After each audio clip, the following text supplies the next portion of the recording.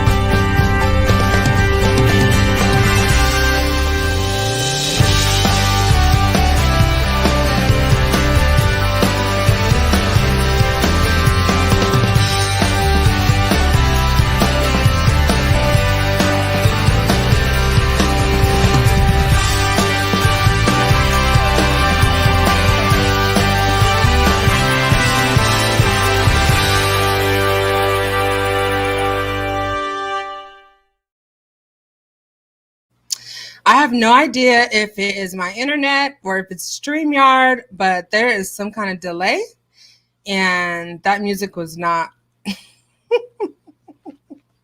that was not good music. But anyway, let's get into it because we have a lot of couples on this episode.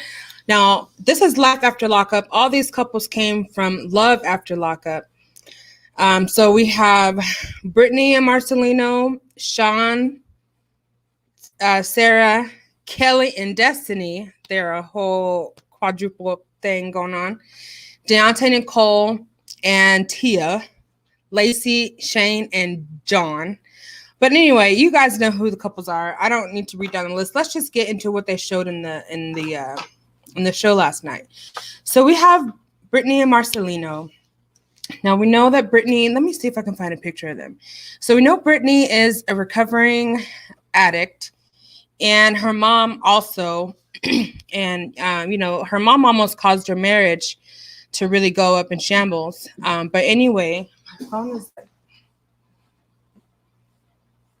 Let me take this off because this is distracting me. Every time my phone beeps, it distracts me. All right, so we know Brittany is trying to actually do something for the community. She's trying to start her own rehab and recovery house. What she didn't know was that the people that she invested her money with, they basically lost all of their money. I think, this is where we see kind of a breakdown in knowledge about how to go about these kinds of operations, because Brittany never saw the account that all her money was invested in. She never saw that account. She never signed any kind of business contract that states what the money was going to be allocated for, or what portion of the funds. There was no contract. There was no business agreement. So basically they just trusted, mind you, another addict or recovered person, right? Because that, everyone's basically in recovery from something or the other. But they're all basically in recovery trying to do this thing. But what Brittany did not realize is that she went into this deal blindly. She wants so badly for her husband to just trust her, to trust what she's doing, and she doesn't want to listen to Marcelino's advice. Marcelino was trying to warn her about all these things. Who are you giving your money to? Who are we in this business with?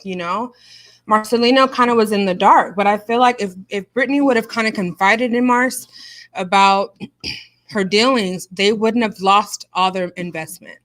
So we see Brittany and her friend, I forgot their name, but we see them going to this restaurant, and they go in to talk to a detective because they want to know what legal recourse they have against this person who was their business partner, who basically stole all of their money.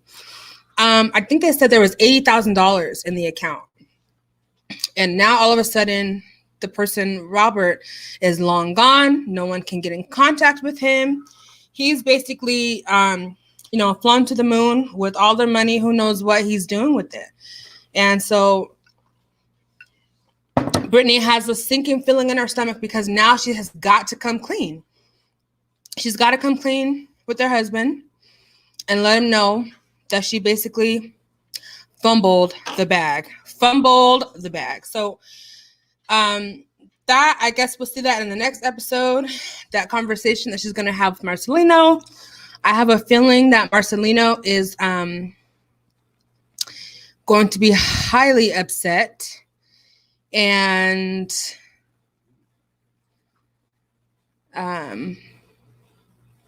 who knows what he'll have to say. But I'm sure it's going to be, oh, no wonder. Okay, I'm trying to figure out the StreamYard. I was trying to share a picture, but I wasn't even sharing my screen. So let me see if I can find you guys a picture of Brittany and Marcelino. Let's just do entire screen. No, let's just do a window. And we'll do, this is all live, and I'm trying to find the image.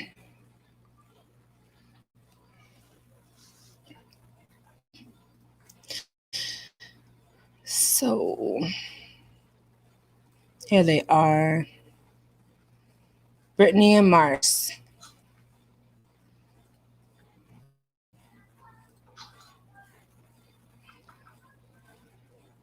Okay, anyway, it's not working. Next, we're gonna go on to the next couple because I don't know how to screen share yet. I gotta figure that out. I thought I had figured it out, but I guess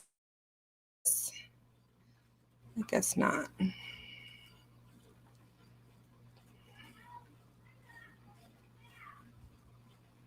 There we are. So if I do share screen.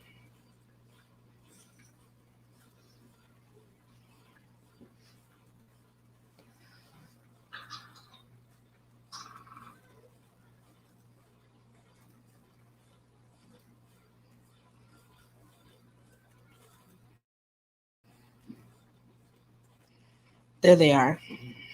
Yeah, I figured it out. Okay. So there's them. Okay, so now let's move on to Sean and Sarah. Sean, now we know for a fact, we know that Sean is a creeper. Now we know that he is straight up creeper, like to the extreme. We didn't find out in the show, but allegedly now, right? All this is my opinion. Allegedly, I don't have any evidence, facts, or nothing like that. But we see allegedly that he started dating his ex-wife Kelly when she was 16, and he was 24.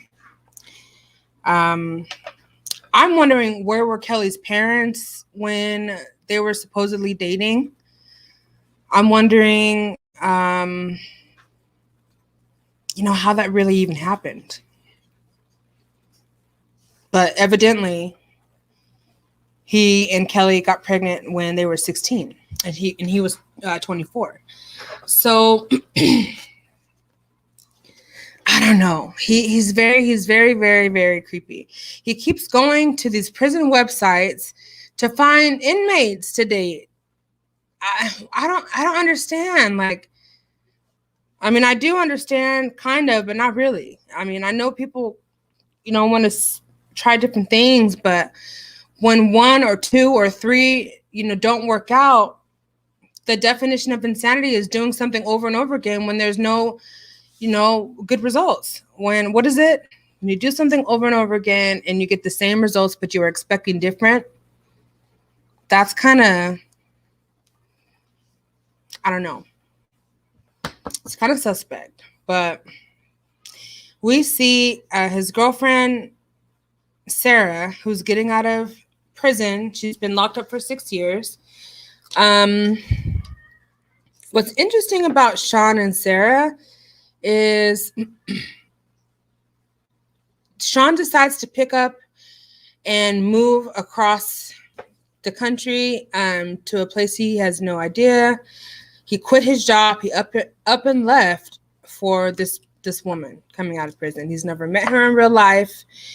Hasn't even had any kind of video conferencing with her at all, obviously, because she's been in prison. And so he and her are declaring their love for each other just from having phone conversations. And they end up meeting. But Sean, he's known around the town as Super Stupid Sean because he's very stupid, in my opinion. He makes stupid decisions. How about that? So he goes and tells his ex-wife, Kelly, that basically he thinks that she's jealous of him because he didn't choose her. Kelly does not want him. All Kelly wants is for him to be a stand-up father. That's it. And he seems to think that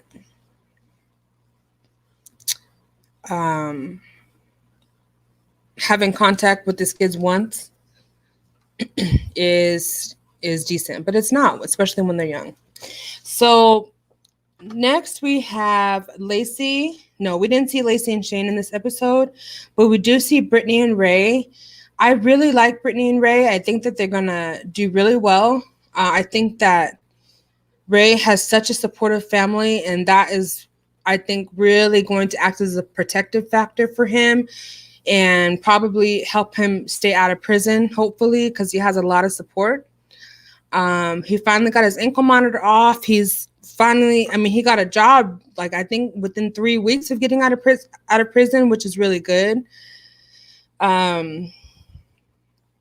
He is working at a warehouse, and Brittany is kind of, she's kind of wanting him to, stay home, which I think is really odd. Your guy is coming out of jail, has a job. You should be happy for him, but I don't know. It's kind of weird. It's kind of weird. But anyway, we'll see in the next episode kind of where they go and how they end up doing once Ray starts working. Now, he has that $146,000 restitution that he has to pay. But I think I heard them say he only has to pay like $147 a month, which if he's working a warehouse job full time, 6 days a week, he should be able to well afford his restitution. So it's going to take him a hell of a long time to pay off his debt, though. But Brittany doesn't seem to understand that if she marries him, she assumes that debt legally.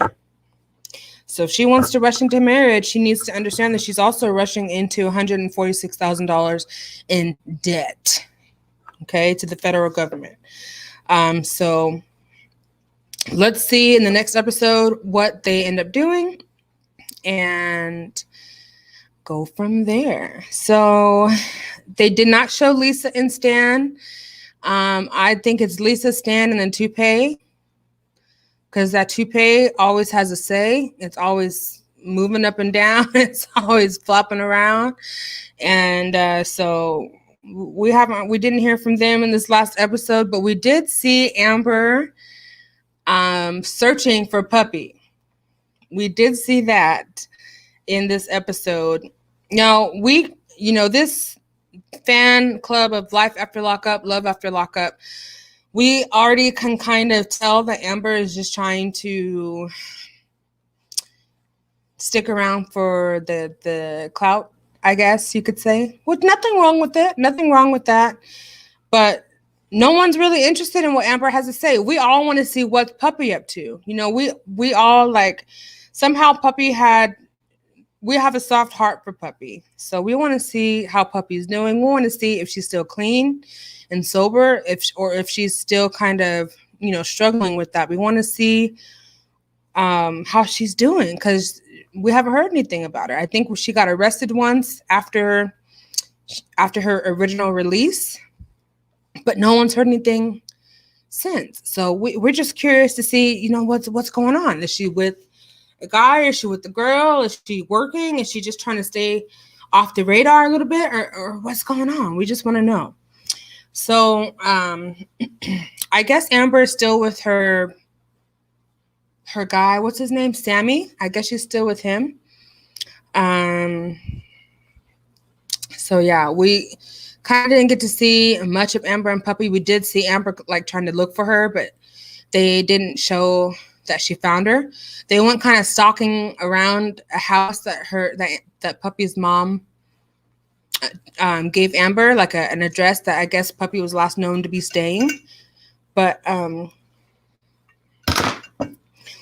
they didn't show her, so we don't know. We don't know what's going on. But we will certainly find out. Also, they didn't show Deontay, Nicole, and Tia. They didn't show them this episode. But last but not least, for this 20-minute review, we saw John and Christiana. John and Christiana. So we know this is Moccasin John. He always wears that dirty jacket. He needs to take a shower. He needs to use some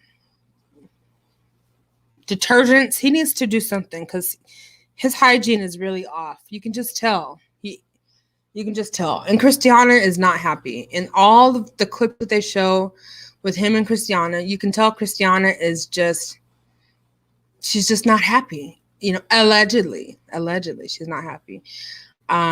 She did kind of have some things going on with her eyebrows last night. I'm going to leave that alone. Christiana, I wish you the best. No shade at all. I don't know how you're doing it with Moccasin John. I do not even know. They didn't show Tara, but we all suspect that he's, you know, he had an affair with Christiana's sister Tara. And I don't know. I don't really have any other words for that. So that's it. I just wanted to come and do a little review, talk to myself because nobody's in the chat, which is okay. Because you can always go back and watch the replay. So that is it. I hope you all have a good night.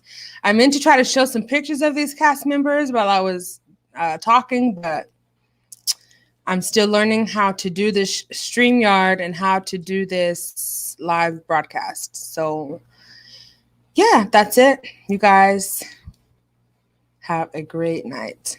Bye.